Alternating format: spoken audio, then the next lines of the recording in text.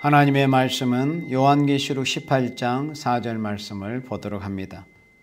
또 내가 들으니 하늘로서 다른 음성이 나서 가로되 내 백성아 거기서 나와 그의 죄에 참여하지 말고 그의 받을 재앙들을 받지 말라. 그 죄는 하늘에 사무쳤으며 하나님은 그의 불의한 일을 기억하신지라. 하나님께서 하나님의 백성들에게 이렇게 사랑의 경고를 하십니다. 내 백성아 거기서 나와서 그 바벨 세상에서 나와서 그의 죄에 참여하지 말고 그 바벨 죄악된 세상에 받을 그 재앙들을 받지 말라는 겁니다. 왜냐하면 그 죄는 하늘에 사무쳤고 또 하나님은 그의 불의하신 일을 기억하시기 때문에 이제 심판이 있을 거라는 것입니다. 그래서 오늘 말씀은 바벨론이 받을 재앙을 받지 말라 하는 제목의 말씀으로 말씀을 전하고자 합니다. 인류 역사에 있어서 환난 재앙이 많이 있었지만은 바벨론이 망하는 재앙을 받지 말라는 경고의 말씀은 무엇이냐는 것을 택한 백성들은 알아야 될 것입니다.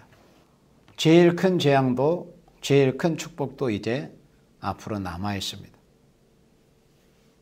그래서 우리가 재앙받을 행동이 무엇이라는 것을 알아야만이 그 재앙받을 행동을 하지 않고 하나님이 내리시는 그 재앙을 받지 않을 수 있습니다. 그러면 성경 말씀에서 여기 요한계시록 18장 4절 5절에서 그 죄가 하늘에 사무쳤다. 그래서 재앙받을 행동이라는 것은 첫째는 죄가 하늘에 사무친 일입니다. 하나님께서 노아 홍수 심판 때에도 그때 당시에 인간들의 죄악이 땅에 관영했다고 그랬습니다. 땅에 꽉 들어차 있었습니다. 그리고 소돔과 고모라가 심판을 받을 당시에도 그 소돔과 고모라에 사는 그 금수 같은 그 인간들의 그 죄 때문에 그 부르짖음이 하늘에 상달이 되었다고 그렇게 말씀하고 있습니다. 또 이 인간종 말에도 이 땅에 사는 이 바벨 죄악된 세상의 인생들의 그 죄가 이제는 이렇게 하늘에 사무쳤다. 그래서 하나님은 그 죄에 대해서 결코 간과하지 않으시겠다. 그의 불의한 일을 기억하시고 심판하실 것을 말씀을 하신 것입니다. 역사적으로 이 세상은 죄의 세상이라는 것을 말을 할 수가 있습니다. 인류가 이 땅에 있어온 이후로 인간이 선악과를 따먹은 그 이후 인간에게 그 선악과의 그 나쁜 질이 들어온 이후로 인생은 지금껏 6,000년 동안 죄를 범하고 살아왔습니다. 그렇지만은 오늘날처럼 이 금일같이 죄악이 하늘에 사무친 세상은 참 과거에 없던 일이라고 볼 수 있는데, 그러면 죄가 하늘에 사무친 일의 첫 번째는 정치적으로 범한 죄라고 할 수 있습니다. 오늘날 공산주의가 정치적으로 범한 죄는 참 인류 역사상 처음 있는 일이라고 할 수 있습니다. 도덕 중에 제일 큰 도덕이요, 거짓 중에서 제일 큰 거짓입니다. 또 배도 중에도 제일 큰 배도입니다.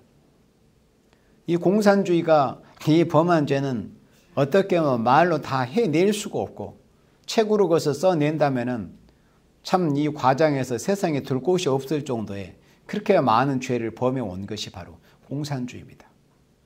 지금 러시아가 우크라이나를 침공하고 있는데 그 러시아라는 저 나라는 사실 소련 옛 그 소비에트 연방을 그대로 그 힘과 그 악독함을 그대로 계승한 요한계시록 17장에서 예언이 된 그 8번째 곧 7에 속한, 그러니까 옛 소련이 그냥 이름만 바뀌어진 그런 나라인 것 뿐입니다. 사실은 무늬만 공산주의가 이 정권을 잡지 않았다는 것 뿐이지, 사실은 이 공산주의와 그대로 그 공산주의의 악독함을 그대로 계승한 바로 이 정권이 바로 러시아 푸틴 정권입니다. 그 악독함이 그대로 성경 말씀 그대로 마지막 8번째 나라가 나오긴 하지만은 그 7번째 속한 나라이다. 그러니까 이름만 바뀌고 그냥 이 국기만 청황색 깃발로 바뀐 것 뿐이지 뭐 별로 다른 게 없습니다.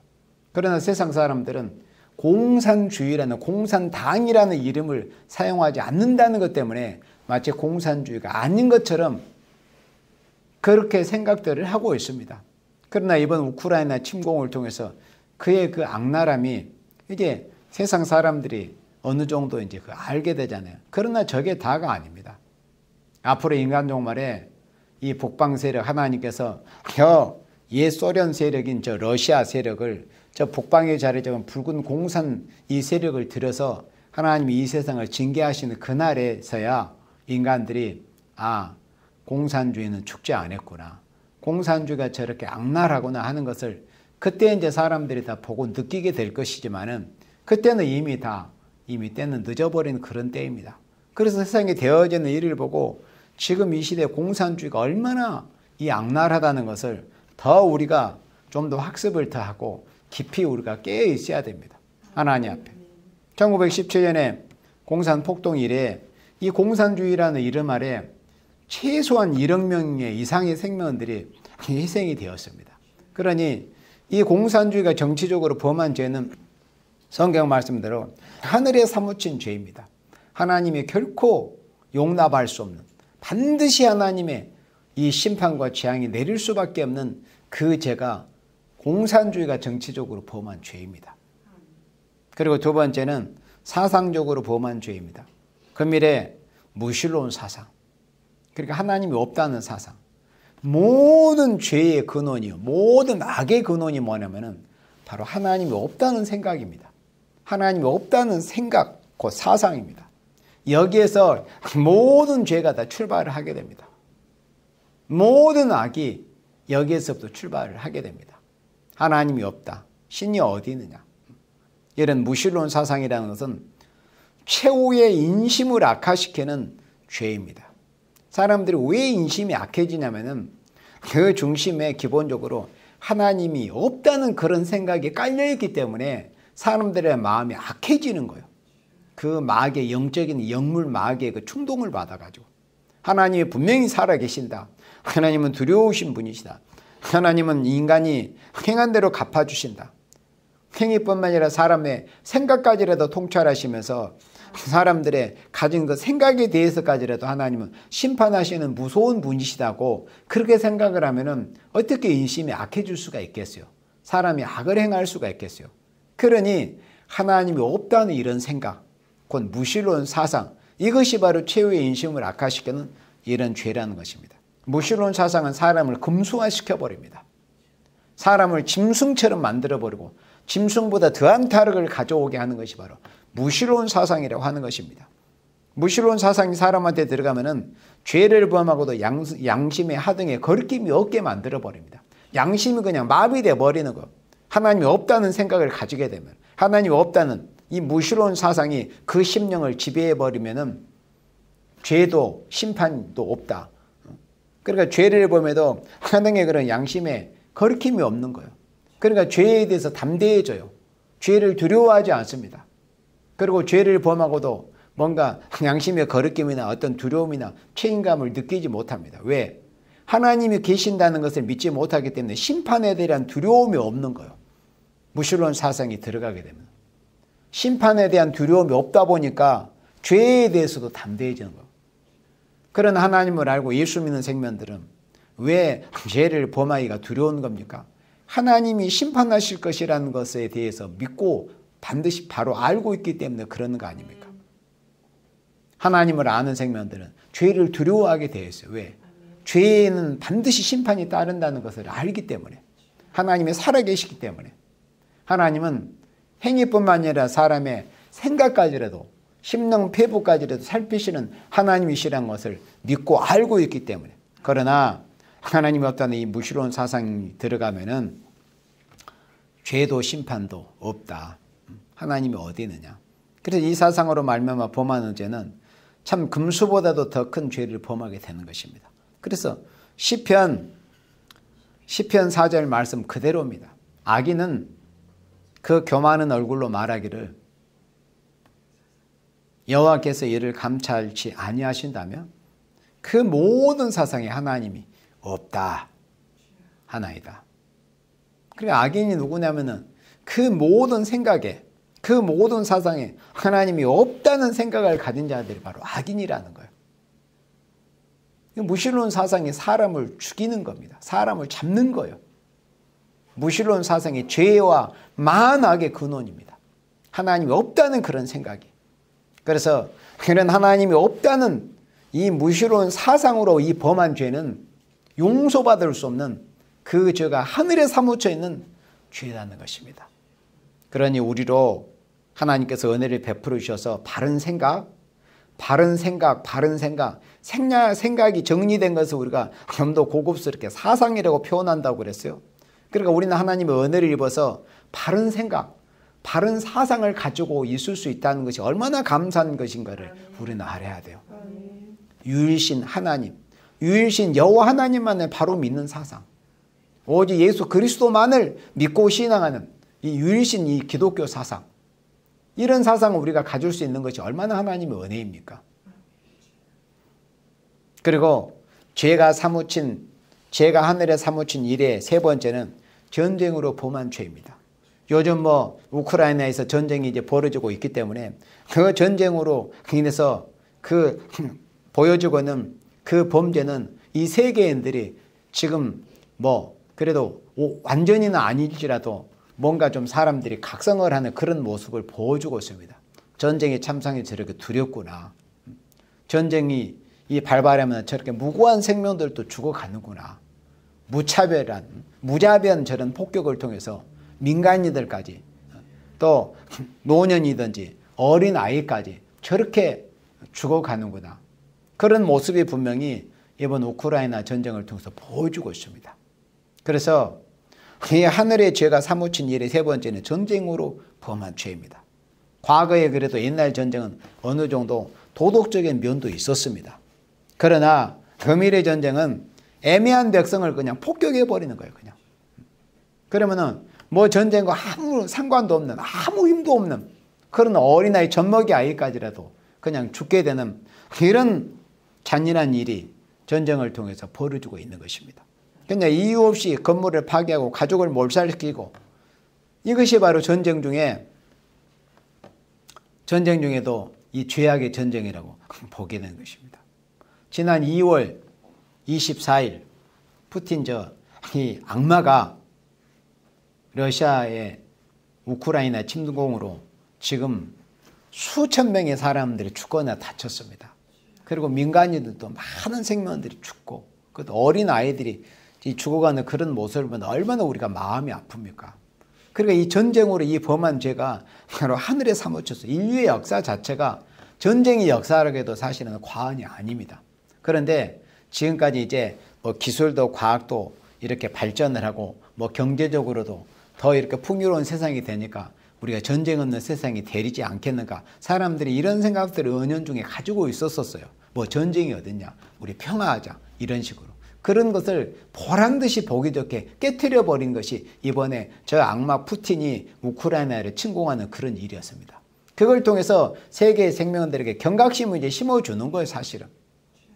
그러나 우리 하나님의 백성들만이 저런 일들을 통해서 뭔가 경각심을 갖고 하나님을 두려워하고 전쟁이 저렇게 무섭구나, 저렇게 한 나라 우크라이나라는 한 지역에 국한된 저런 전쟁을 통해서도 저렇게 무서운 참상들이 벌어지는데, 성경 선지서에 예언된 말씀대로 이제 온 세계가 마지막 인류 종말에 창세 이후로 없는 그런 환란이 북방으로부터 오게 되는 그런 일이 있게 될 때는, 그런 전쟁으로 인한 환란이 오게 될 때는 얼마나 이 인류가 고통을 당하게 되고 그렇게 무서운 일을 당하게 될 것인가 하는 그런 경각심을 지금 이 시대에 사는 우리 예수 믿는 성도들은 더 가져야 되는 거.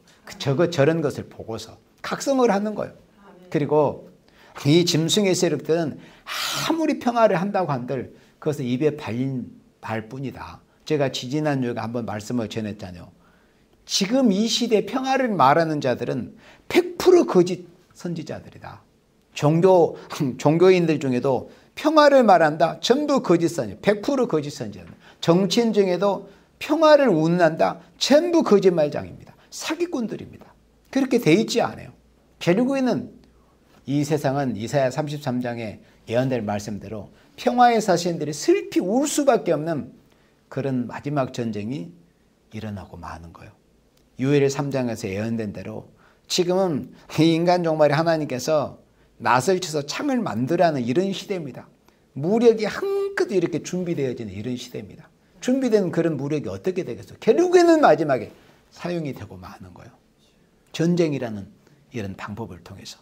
그러니 그 전쟁이라는 방법이 통해서 얼마나 많은 사람들이 죽어가느냐 그거예요. 그 죄가 하늘에 사무쳤다 이겁니다. 하나님께서는 이런 죄에 대해서 결국에는 갚아주시겠다. 전쟁을 통해서 무고한 생명을 죽게 하는 이런 죄에 대해서 하나님은 반드시 보응하시겠다는 거예요. 그래서 지금 우크라이나에서 전쟁이 일어나가지고 수많은 사람이 죽고 뭐 경제적인 피해만 해도 한 1천억 달러 이상이 된다고 그래요. 그래 120조가 넘는 거예요. 그렇게 어마어마한. 근데 뭐 경제적인 피해는 피해지만은 사람이 죽어가는 게 얼마나 슬픈 일입니까? 한 생명의 천하보다 고귀한 일인데 이게 다 전쟁을 통해서 그런 일들이 벌어지고 있는 거예요. 그래서 전쟁으로 인한 이 범죄에 대해서는 하나님께서 반드시 갚아주시겠다. 그러니까 저 푸틴 악마, 저 러시아의 그 예소련을 그대로 계승한 그 8번째 나라, 그 러시아의 수괴인 저 푸틴의 그 악마성에 대해서 하나님께서 반드시 그 죄에 대해서 하나님이 보응을 하신다는 것을 우리는 분명히 알아야 됩니다. 그리고 아모스 9장 8절에서는 하나님께서 이 범죄한 나라에 대해서는 반드시 갚아주십니다. 뭐 근대에 이르러서 세계 1차 대전이 있었고 또 2차 대전이 있었고 또 이 태평양 전쟁, 일본 저 악마 일본 제국을 통해서 태평양 전쟁이 일어나고 이런 것들을 통해서 얼마나 세계에 많은 사람들이 피해를 당했습니까? 그래서 범죄한 나라에 대해서는 하나님께서 결국에는 다 갚아주십니다. 이제 두고 보세요. 이제 역사적으로 이 약소국가를 침략하고 다른 민족과 다른 나라를 괴롭히고 짓밟고 이런 이 범죄에 대해서는 아모스 9장 8절 말씀대로 보라 주 여호와 내가 범죄한 나라의 조목하여 지면에서 멸하리라. 그렇지만은 그러나 야곱의 집은 그러니까 야곱의 집은 어디야? 하나님의 백성 아닙니까? 오늘의 하나님만을 바라보는 참된 교회들 그러니까 야곱의 집은 온전히 멸하지는 아니할 것이다. 이는 여호와의 말씀이니라. 하나님 앞에 범죄한 나라는 뭐 자유민주국가든 또 지금 자유민주국가를 표방하든 공산주의 국가를 표방하든 뭐 독재국가를 표방하든 하나님 앞에 범죄한 나라는 하나님께서 반드시 그 죄값을 하나님께서 묻겠다는 거예요. 심판하시겠다는 거예요. 그 죄가 하늘에 사무쳐 있기 때문에. 그 다음에 그 죄가 하늘에 사무친 일의 네 번째는 종교적으로 범한 죄입니다. 종교적으로 범한 죄. 사실은 이 모든 죄의 근원이 종교에 있다고 했잖아요. 종교적으로 범한 죄는 종교라는 것은 그 종교의 신앙 절개라는 것이 참 있어야 되는데 오늘날 이렇게 보면은 세계에 이 참된 종교, 진짜 참된 구원이 있는 생명의 유일한 종교는 우리 기독교뿐이잖아요. 그러면 다른 종교는 다른 이방 종교는 종교라는 이름들을 가지고 있어요. 그런데 우리 기독교만 이제 물론 그렇게 하지 않으면 되는데 이방 종교라는 것도 다 뭐 종교의 이치를 말하고 거기다가 뭐 숟가락을 얹는 듯이 뭐 기독교라고 하는 이름을 표방하는 그런 곳에서도 세계 뭐 종교 일치 뭐 이런 하나가 되자 이런 캐치프레이즈를 걸고 이렇게 말을 하고 있지 않습니까? 이게 뭐요? 이게 음료적인 모습이에요. 그러니까 이방 종교는 어차피 종교도 아니고 생명이 없는 그런 말 그대로 하나의 그 종교에 불과하기 때문에 그들이 뭐 협상하라든지 뭘 하든지 상관없어요. 그러나 우리 기독교만큼은 예수님께서 십자가에서 피 흘려서 세우신 생명의 참된 유일한 종교이지 않습니까? 그래서 우리 기독교만은 어떤 이방 종교가 협상을 하고 뭐 종교 일치 운동이니 뭘 운동을 운운해도 이 기독교만큼은 그런 하나가 되자는 일치 운동 해서는 안 돼요. 뭐 오늘날 뭐 교파가 하나가 되고 이게 좋아 보이죠. 그게 아니고 그건 비성경적이고 성경에도 분명히 이 나누어져야 갈라져야 옳고 그름이 분별이 된다고 그랬어요. 성경 말씀에서 반드시 갈라짐이 있어야만이 그래야 알고가 쭉정이가 드러나는 거지. 그냥 우중이 뚜중이 그냥 하나가 되자. 그러면 그게 어떻게 절개에 있는 그리스도 예수님을 영접할 수 있는 그런 교회가 세워지겠어요. 그래서 이 종교적인 범한제, 오늘 어느 종교나 다 타협적인 노선을 걷자는 것인데 더군다나 기독교가 협상주기로 흐른다는 것, 그게 청황생활의 모습이거든요. 청황생활. 청황색은 사실은 기독교라는 이름을 가장하고 나오는 거예요. 이름은 간판은 교회라는, 이름은 간판은 뭐 주의종, 뭐 교인, 교회, 그래 간판을 들고 나오는 게 그게 청황생활이에요. 종교적인 색채를 들고 나와요. 성경을 들고. 그래서 기독교가 협상주의로 흐른다는 것은 종교적인 큰 죄악이 된다는 거예요. 종교적으로 범한 죄, 청황생활을 통해서 오늘의 교회들이 영적으로 지금 쑥대밭이 되어져 가고 있는 거예요. 그러니까 하나님의 말씀대로 살면은 같은 이런 교회, 성도 이런 구성원들 중에서 사람들이 약간 이상한 그런 시각으로 다 바라보게 되는 이런 세상이 돼버렸어요. 마치 무슨 자기보다 좀 더 말씀대로 살려고 하고 좀 더 열심으로 좀 더 기도하고 좀 더 복음을 전해버리고 이렇게 하면 무슨 광신자처럼 그렇게 매도해버리고, 이게 뭐예요? 이게 다 종교적으로 범한 죄의 모습입니다. 이게 절대 기독교만큼은 협상을 해서는 안 돼요.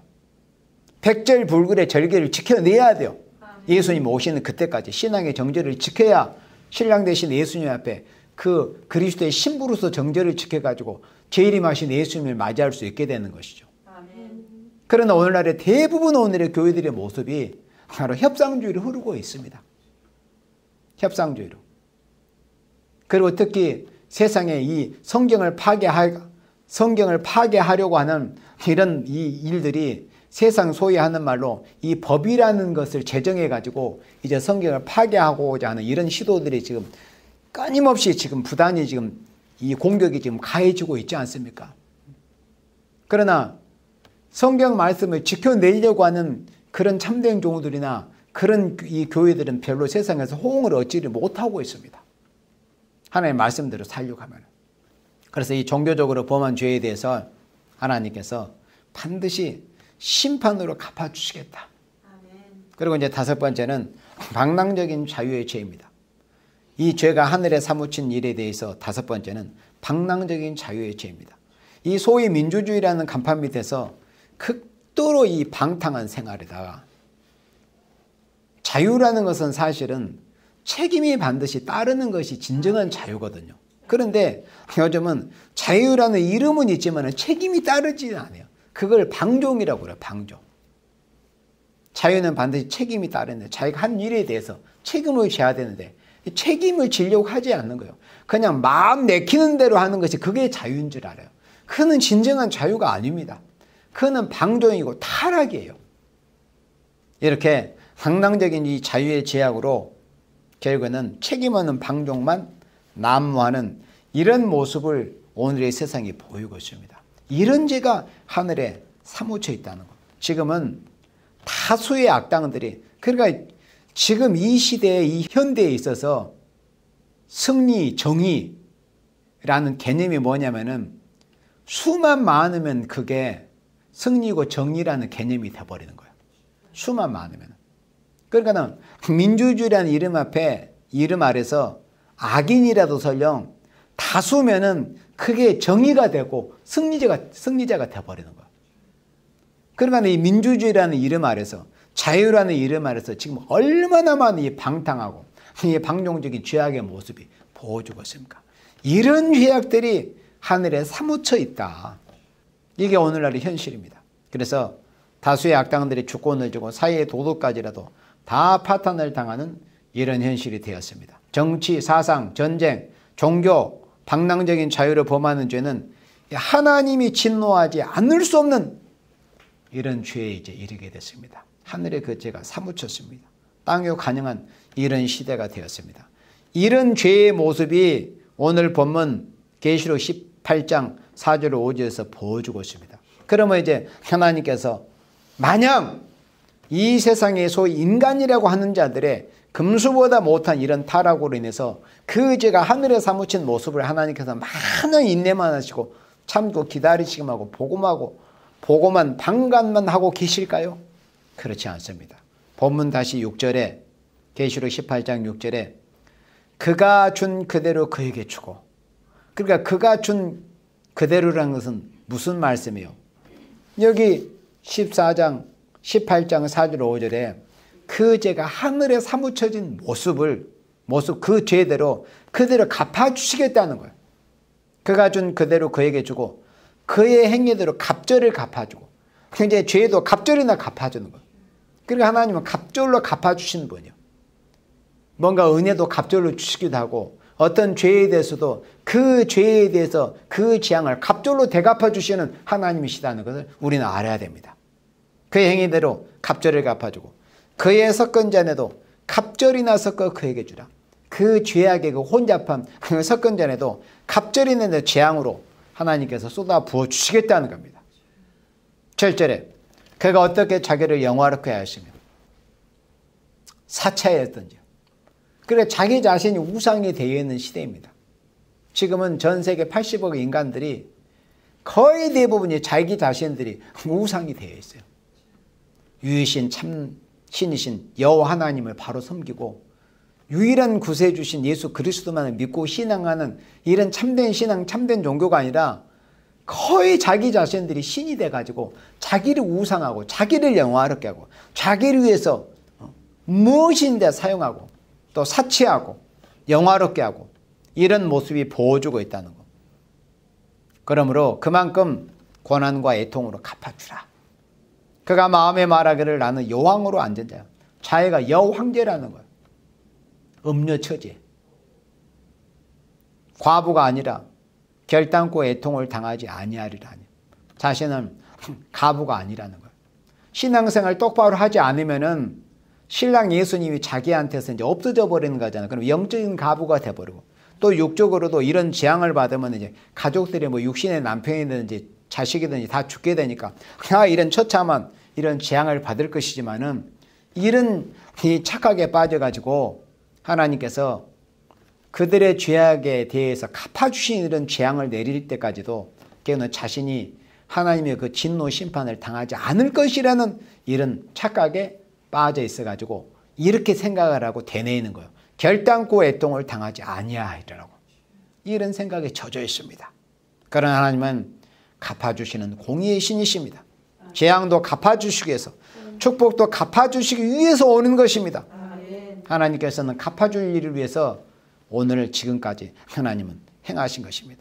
하나님은 억울하게도 마귀에게 미혹을 받고 타락한 인간을 그냥 심판한다는 것은 의로운 심판이 될 수가 없습니다. 그래서 하나님께서 독생자를 보내셔서 이 타락한 죄인들이 살 수 있는 기회를 주기 위해서 하나님께서 주의 종들을 보내셔가지고 순교의 피를 흘리고 땀을 흘리고 피를 흘리게 해가지고 복음을 전하게 하셨던 것입니다. 그러나 그렇지만 이 악한 인간들이 구약 때도 그렇거니와 신약 때도 참된 종들의 말은 들으려고 하지를 않았어요. 너희 조상들이 하나님이 보내시는 그 선지자 하나님의 종들이 누구를 핍박하지 아니했느냐 그 말씀처럼 하나같이 구약 때도 또 신약 때도 오늘날까지 하나님의 말씀을 바로 진실하게 전해드리는 참된 종들의 말은 들으려고 하지 않고 배척하고 오히려 거짓 선지의 말만 더 좋아하고 듣기 좋아하고 자기의 사욕을 좇을 스승만 거짓된 스승만 그냥 많이 두고 있는 그런 모습을 보이고 있습니다. 그래서 하나님께서 그들의 죄에서 갚아줄 조건이 충분히 이제 인간들의 죄악의 모습에서 성립이 되어버린 겁니다. 그러므로 죄 중에 큰 죄는 하나님의 말씀을 듣고도 그 진리를 대적하고 금료적인 행동을 했다는 것은 영원히 멸망을 당할 일이라는 말씀입니다. 오늘의 기독교가 음료주의 사상, 그러니까는 신앙의 정절을 지켜야 되는데 오직 예수님께 대해서만 그리고 하나님의 말씀을 지켜보려고 하는 이런 신앙의 정절을 지켜야 되는데 그 협상주의에 동참하고 음료주의의 그 사상에 동참한다면 아무리 하나님의 자녀라는 이름은 가졌다 할지라도 결국에는 하나님께서 마지막 이 재앙에 던져 넣어버린다. 그래서 하나님이 이렇게 갚아주시는 재앙을 하실 것을 경고하셨습니다. 그럼 갚아주시는데 이제 인간들의 죄악의 모습이 하늘에 사무쳤는데 그 인간들의 죄악이 하늘에 사무친 것에 대해서 하나님이 갚아주신다고 했는데 어떻게 갚아주실 것인가? 그 갚아주실 방법을 이제 8절로부터 10절에서 말씀을 할 때 그 재앙으로 갚아주실 방법은 이 시간에 불에 살라지는 재앙이라는 방법을 통해서 갚아주신다는 거예요. 8절에 그러므로 하루 동안에 그 재앙들이 이르리니. 그러니까 1시간이면 하루만 거네 이 세상의 심판은 족합니다. 이미 하나님께서 그런 무력을 이 악인들을 통해서 이미 다 준비를 다 해놨어요. 지금 우크라이나에서 벌어지는 전쟁은 뭐 핵전쟁이나 그런 전쟁이 절대 되지를 않습니다. 이제 저거는 잠시 얼마 있지 않다 이제 끝나겠지만은 진짜 큰 전쟁이 남아있어요. 인간들이 준비하는 원자 핵무기가 다 터트려져 가지고 7 대접장을 통해 다 터트려질 때 그때 이제 인류가 전멸합니다. 하루면 족해요. 1시간이면 족하게 그 재앙들을 통해서 이 인류가 다 불에 살라지는 이런 심판이 있습니다. 왜 그럽니까? 인간들의 죄악이 하늘에 사무쳤기 때문에 그 죄값을 갚아주시는 그런 재앙을 내리시는 거예요. 그런 방법을 통해서. 그러므로 하루 동안에 그 재앙들이 이르리니 곧 사망과 애통과 흉년이라. 그가 또한 불에 살라지리. 그를 심판하신 주 하나님은 강하신 자이심이니라. 9절에 그와 함께 음행하고 사치하다. 그리고 음행과 사치. 무엇 때문에 하나님 앞에 심판을 받는가를 잘 알아야 돼요. 음행하는 거. 영적 음행, 육적 음행, 또 사치. 우리는 이 세상에 살면서 우리가 누구만을 영화롭게 하기 위한 그런 역사적인 사명을 띠고 우리가 이 땅에 태어난 거예요. 이사야 43장 7절 말씀에 우리는 여호와 하나님이 영광만을 위해서 우리가 그 복된 사명을 하기 위해서 우리가 인생으로 이 땅에 생명을 받아 태어났지 않습니까? 그런데 그 인생의 복된 사명은 하지 않고 왜 자신을 영화롭게 하고 자신의 그 사치를 위해서 살려고 하는지. 음행하고 사치하던 땅의 왕들이 그 불보는 연기를 보고 위하여 울고 가슴을 치며 그 고난을 무서워하며 멀리 서서 가로되 화이토다 화이토다 큰 성 견고한 성 바벨론이여 이 시간에 내 심판이 이르렀다 하리로다. 이런 심판이 이제 하나님께로부터 이르게 된다는 것입니다. 그래서 준비된 무력으로 세계 인류가 1시간에 없어지는 재앙이 온 후에 송도의 나라 그리스도의 왕국이 온다는 것이 계시록과 모든 선지서에 가르친 말씀입니다. 하나님께서는 이 세상의 인간들의 그 죄악의 하늘에 사무친 이런 모습을 언제까지 방관하지 않으신다는 것을 우리가 명심을 해야 돼요.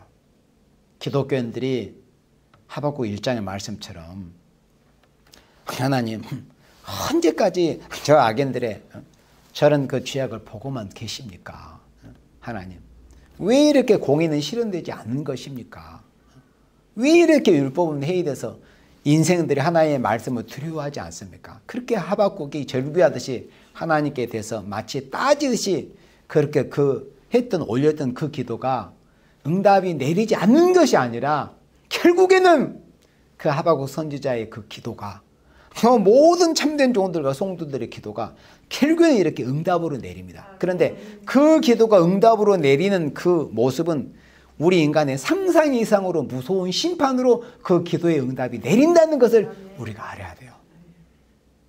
우리가 그걸 알고 우리가 이 시대 인간들의 모습이 이 죄악이 하늘에 사무치는 저런 모습들을 보면서 그럼 우리는 이제 우리가 어떻게 해야 돼요? 우리가 물론 그 날과 그 시는 절대 알 수는 없습니다. 때와 기한은 아버지께 있어요. 절대 우리 인간은 그걸 알려고 해서 알 필요도 없지만 세상에 되어진 일들을 보고서 이제는 심판의 때가 가까웠음을 우리가 알고 깨어서 지금은 심판기라는 것을 우리가 알고 이 말씀, 이 심판의 경고의 말씀 어떻게 하든지 복음을 전하기 위해서 우리가 문서로 또는 뭐 전도로 또는 뭐 영상으로 우리가 할 수 있는 그 받은 은혜대로 우리가 열심히 우리가 이 복음의 나팔을 불어가지고 우리가 이제는 변화 성도가 일어날 때가 우리가 되었다는 것을 알고 우리는 어떻게 하든지 이 세상이 이렇게 인간들의 죄악이 하늘에 사무쳐가는 그런 모습을 보면서 우리의 사명은 무엇인가?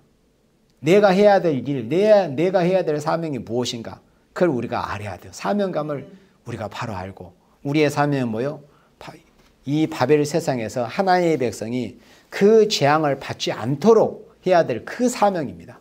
우리가 어떻게 하든 이 복음을 알려가지고 모두가 다 죽게 될 때도 하나님의 백성만큼은 그 재앙을 받지 않도록 해야 될 거 아니에요.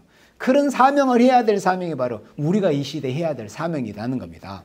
그래서 우리가 무엇으로 보든지 이때는 지하게 하늘에 사무친 이런 때입니다. 이럴 때 우리 하나님의 백성 그 죄에 참여하지 말고 우리가 성별된 생활을 통해서 우리 예수님이 오시는 그날까지 우리가 이 복음의 나팔을 열심히 우리가 불고 복음을 전해가지고 하나님의 택한 백성을 그 바벨론이 받을 그 재앙의 죄에 참여하지 않도록 깨우쳐서 살려내서 우리가 주님의 나라로 이끌어드리는 그런 복된 사명을 감당할 수 있는 우리 모두가 되어지기를 주님의 이름으로 축원합니다.